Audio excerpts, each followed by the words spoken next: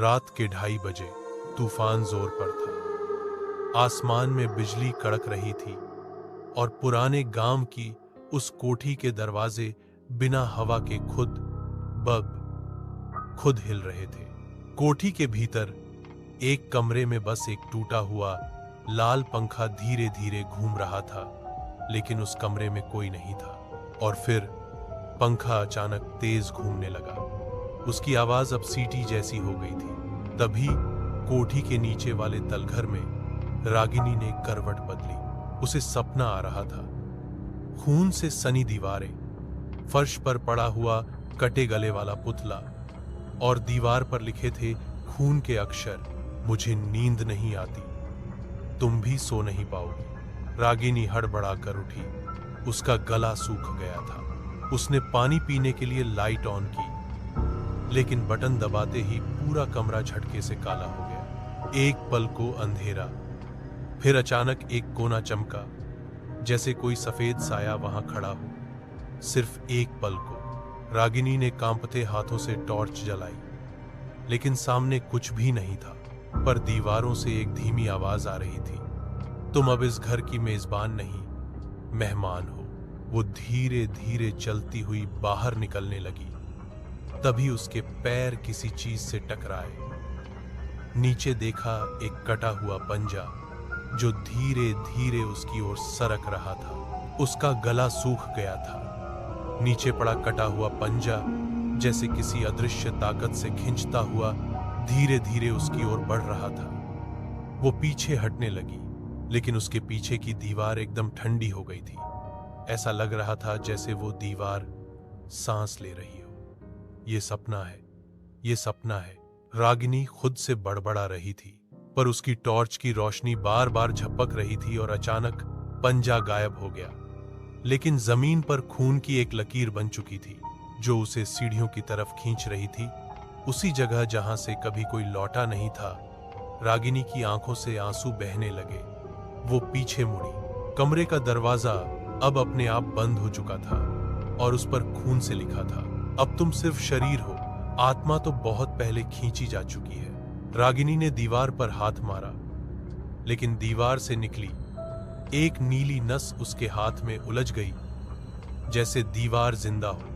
वो चीखी, लेकिन उसकी आवाज खुद उसे ही गूंज की तरह सुनाई दी, जैसे अब उसकी आवाज भी इस कोठी की हो गई हो। सीढ़ियों के नीचे से एक धीमी हंसी गूंज रही थी, आ गई ना, तू भी मेरी तरह अकेली। अचानक कमरे का तापमान बर्फ से भी ठंडा हो गया। उसके सामने की दीवार पर अब एक चेहरा उभर आया था, एक औरत का चेहरा, जिसकी आंखों से काला खून बह रहा था। तेरा नाम अब रागिनी नहीं, वो है जो इस घर ने तुझे दिया है। रागिनी की आंखें फटी रह गई। उस दीवार में उभरा चेहरा उसे देख रहा था बिना पलक झपकाए। चेहरे की आंखों से टपकते काले खून की बूंदें अब जमीन पर गिर रही थी और जमीन ने वो खून सोखना शुरू कर दिया था। रागिनी की सांसें तेज हो गई। तू कौन है? उसने कांपती आवाज में पूछा। दीवार से आवाज आई, मैं वही हूं जिसे सोते हुए जला दिया गया था। इसी कमरे में एक झटका लगा। कमरे की सारी दीवारों से एक साथ राख झड़ने लगी, जैसे कोई पुरानी सड़ी हुई हड्डियां चूर चूर होकर नीचे गिर रही हों। रागिनी बौखलाई सी कमरे से बाहर भागी। सीढ़ियां अभी भी उसी जगह थीं जहां खून की लकीर उसे खींच रही थी। उसने सीढ़ियों की ओर देखा और देखा वहां कोई बैठा था, एक छोटा बच्चा जिसकी आंखों में पुतलियां नहीं थी, बस सफेद रोशनी और होंठों पर बर्फीली मुस्कान। मम्मी, वो बोला। रागिनी की रूह कांप गई। मैं तेरी मां नहीं, अब तू ही है। बच्चा खड़ा हुआ और उसकी गर्दन से एक रस्सी लटक रही थी, जैसे किसी ने उसे फांसी दी हो। रागिनी ने पीछे हटने की कोशिश की, लेकिन उसके पैर जमीन में जैसे धंसते जा रहे थे। सीढ़ियों से ऊपर वही खून की लकीर धीरे धीरे फैल रही थी, जैसे किसी जीवित सांप की तरह। बच्चा आगे बढ़ा। उसकी चाल किसी इंसान जैसी नहीं थी। वो जमीन पर सरकते हुए आ रहा था। रागिनी ने आंखें बंद की और चिल्लाई, भगवान बचा लो मुझे। पर तभी पूरे घर में एक साथ लाइट जली और सामने आ गई 3 परछाइयां। तीनों औरतें थीं, जली हुई, टेढ़े मुंह, पिघली हुई चमड़ी के साथ, और तीनों की आंखों में सिर्फ एक ही चीज थी, भूख। उनमें से एक ने कहा, अब तू हमारी बहन है रागिनी, इस घर ने तुझे चुन लिया है। रागिनी चिल्लाई, मैंने कुछ नहीं किया, तू आई थी हमारी पुकार पर। हर बार कोई ना कोई औरत यहाँ आती है और रह जाती है। दीवारों से अब और भी चेहरे निकलने लगे थे और हर चेहरे की आंखों में सिर्फ अंधेरा था। अब कोठी का हर कमरा जिंदा हो चुका था। दरवाजे खुद खुल रहे थे, बंद हो रहे थे, जैसे किसी अनदेखी ताकत की सांसें हों। रागिनी का शरीर अब कांप नहीं रहा था, उसकी धड़कनें धीमी हो रही थी। उसने खुद को एक बड़े शीशे में देखा और दंग रह गई। उसका चेहरा अब उसका नहीं था, उसकी आंखें काली हो चुकी थीं, गालों पर गहरी लकीरें और होंठ नीले। मैं मर रही हूं, उसने खुद से कहा। तभी पीछे से वही बच्चा फिर दिखाई दिया। उसके हाथ में एक टूटे हुए खिलौने का सिर था।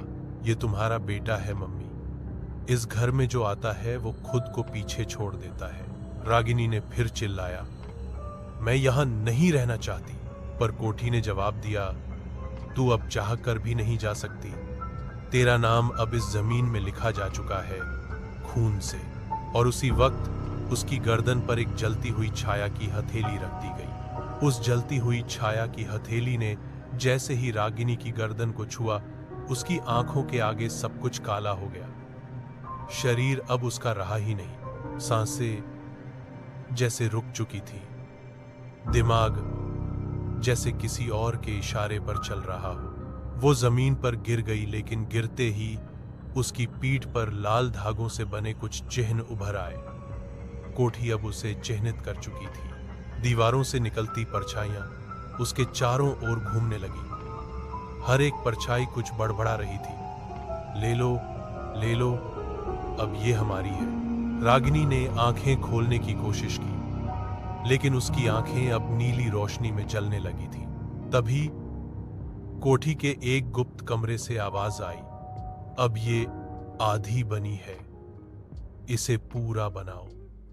वो आवाज किसी इंसान की नहीं थी, वो एक बहुत पुरानी आत्मा की थी, जो सदियों से इस कोठी के नीचे बांध कर रखी गई थी। फिर अचानक दीवारें थरथराने लगी, एक कोना फटने लगा, जैसे कोई अंदर से बाहर आना चाहता हो। वहां से निकली एक बूढ़ी औरत की लाश, जो आधी जली हुई थी, पर उसकी आंखें अभी भी खुली थी। रागिनी, बचना चाहती है? रागिनी ने कांपती आवाज में कहा, हां, तो मेरी जगह ले और इन सबको जला दे। अब रागिनी के सामने एक भयंकर फैसला था, या तो वो खुद इस घर का हिस्सा बने या किसी दूसरी आत्मा को मिटा दे और ताकत हासिल करे। उसने दीवार से टंगी मटमैली तलवार को उठाया। अब उसकी आंखें डर से नहीं, आग से भरी थी। रागिनी अब तलवार लिए खड़ी थी, उसके चारों ओर वही परछाइयां और दीवारों पर उभरते हुए सैकड़ों चेहरे। हर चेहरा जैसे कह रहा हो, हमें मुक्त कर या खुद खो जा। तभी कोठी का फर्श कांपा, नीचे से एक और गुप्त दरवाजा खुला। उस दरवाजे से घसीटती हुई हवा निकली, जो सांसों को जमा देने वाली थी। रागिनी उस रास्ते पर बढ़ी।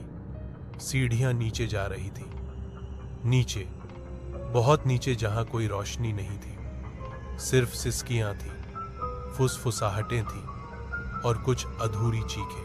आखिर में वह पहुंची एक बहुत बड़ा गोल कमरा। बीच में एक लोहे की कुर्सी और उस पर बैठा था एक आदमी। चेहरा नहीं दिख रहा था, सिर्फ एक बात साफ थी, वह जिंदा नहीं था, लेकिन मर चुका भी नहीं था। उसने धीरे से सिर उठाया। क्यों आई है? रागिनी बोली। तुम ही हो जिसने ये कोठी बनाई। हां, और तुम वो हो जो इसे खत्म करेगी। कैसे? उस आदमी ने अपनी छाती में धंसा एक लोहे का कील बाहर निकाला। इसे मेरे दिल में फिर से घोंप दे और फिर खुद को भी इस कुर्सी से बांध दे, तभी ये सब रुकेगा। रागिनी कांप गई। मैं मर जाऊंगी? हां, पर बाकी सब मुक्त होंगे। अब वो आखिरी चुनाव था, आत्मा से आजादी या खुद का अंत। उसने वो कील उठाई और उस छाया के दिल में घोंप दी। एक तेज चीख, पूरा कमरा आग में बदल गया। दीवारों के सारे चेहरे चीखने लगे और फिर गायब हो गए। कमरे में हर दीवार अब जल रही थी। रागिनी के सामने बैठा वो छाया, जो शायद ठाकुर रणवीर सिंह था, अब राख में बदल चुका था। लेकिन जैसे ही रागिनी ने खुद को उस कुर्सी से बांधना चाहा, कमरे में एक दूसरी आवाज गूंज उठी, तू उसका नाश नहीं कर सकती, क्योंकि अब तू उससे भी ज्यादा गहरी हो चुकी है। रागिनी पीछे मुड़ी। वहीं चंचला खड़ी थी। अब उसका चेहरा पूरी तरह इंसानी नहीं रह गया था। उसकी चमड़ी काली हो चुकी थी और उसकी छाया अब 3 हिस्सों में बांट चुकी थी। मैंने तुझे भेजा था ताकि तू मेरा रास्ता साफ कर सके, और अब ये कोठी मेरी हो। रागिनी चीखी, तूने मुझे धोखा दिया। नहीं, तुझे तेरी असलियत दिखाई। अचानक रागिनी की याददाश्त एक बार फिर टूटने लगी। उसे याद आया उसका बचपन इसी कोठी में बीता था। वो चंचला की ही बेटी थी, जिसे मरते वक्त इस घर ने छीन लिया था। मैं तो खुद इस कोठी की औलाद हूं। चंचला हंसी, हाँ, और अब तू इस घर की असली वारिस है। ये कोठी अब तेरी है, रागिनी। लेकिन तभी रागिनी की आंखों में आ गया पानी नहीं, आग। मैं इस नरक को किसी और के लिए नहीं छोड़ूंगी। उसने एक आखिरी बार वो लोहा उठाया और सीधा अपनी छाती में उतार लिया। पूरी कोठी चीख पड़ी। हर दीवार से धुआं निकला। हर आत्मा, हर परछाई, हर चेहरा राख में बदल गया। अब कोठी नहीं थी, बस एक खाली जमीन जिसमें घास भी उगने से डरती थी। सालों बाद एक बच्चा अपनी मां का हाथ पकड़े हुए उसी जमीन पर खड़ा था। बच्चा बोला, मां, ये जमीन इतनी डरावनी क्यों लगती है? मां मुस्कुराई, क्योंकि किसी वक्त यहां दीवारें थीं जो सांस लेती थीं। अगर डर की कोई असली आवाज होती तो वो कहानी लाल जैसी ही लगती।